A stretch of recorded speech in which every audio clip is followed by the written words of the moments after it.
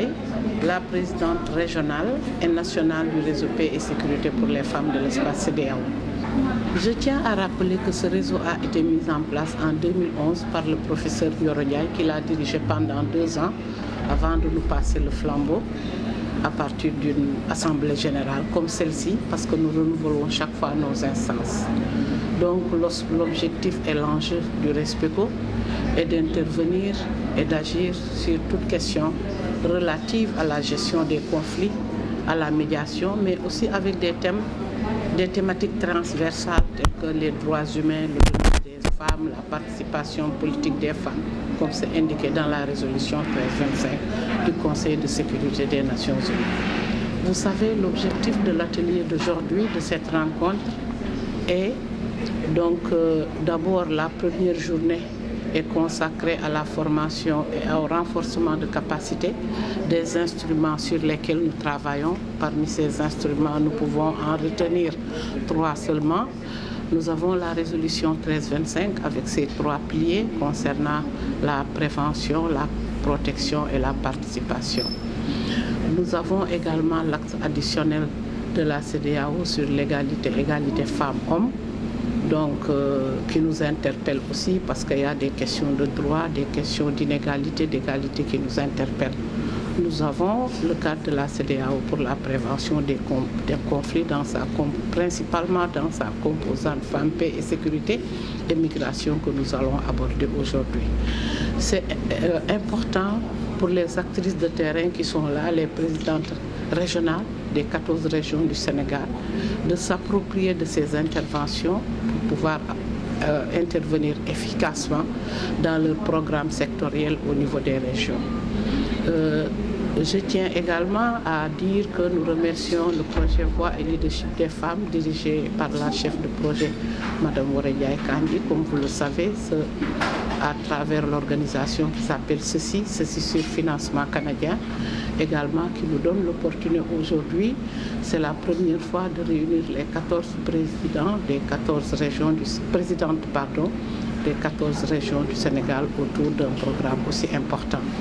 Donc la deuxième journée sera consacrée à la tenue de notre Assemblée générale. Notre Assemblée générale, parce que c'est important, comme on l'a dit dans les débats, de renouveler ces instances, ça renforce la crédibilité, la transparence et la démocratie au niveau de nos organisations. Comme vous le savez, le RESPECO existe depuis 2011, je l'ai dit.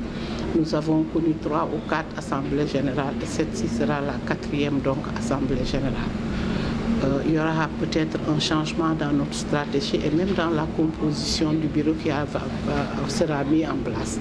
On avait auparavant des commissions, mais je pense qu'aujourd'hui, on va mettre en place des thématiques qui vont regrouper donc, les partenaires et membres du RESPECO ou d'autres acteurs donc, par rapport à ces thématiques qui sont des thématiques d'actualité.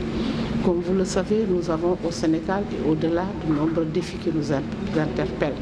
Les défis liés, d'abord le premier défi est le défi sanitaire.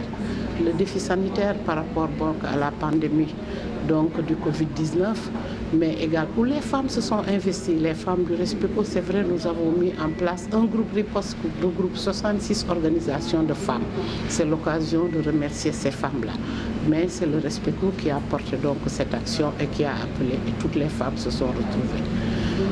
Et puis, hormis ce défi sanitaire par rapport à la pandémie donc du Covid-19, nous avons également d'autres défis sanitaires tels que Ebola qui est en train de frapper devant nos portes. Il faut agir rapidement parce que quand un voisin est touché quelque part, bon, bien entendu, on doit se prémunir, prendre des précautions comme on l'avait fait lors de la première apparition donc, de la fièvre Ebola.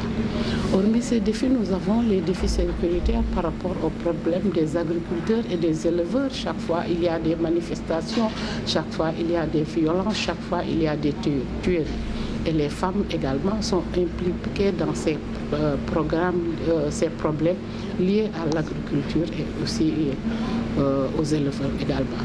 Nous avons également des défis sécuritaires par rapport pour accompagner les pêcheurs, parce qu'on a des problèmes avec nos voisins de la Mauritanie, avec de la Guinée-Bissau, avec la Gambie.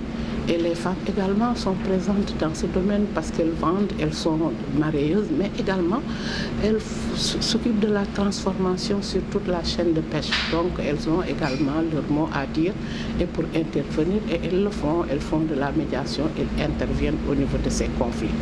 Au niveau de la région de Casamance également, les femmes sont fortement impliquées sur toutes les questions qui se rapportent à la paix et à la sécurité à travers la plateforme des femmes pour la paix en Casamance qui est membre du RESPECO, mais également à travers la cellule régionale du RESPECO qui est basée donc à Ziguinchor et qui a des points focaux au niveau des 3 départements.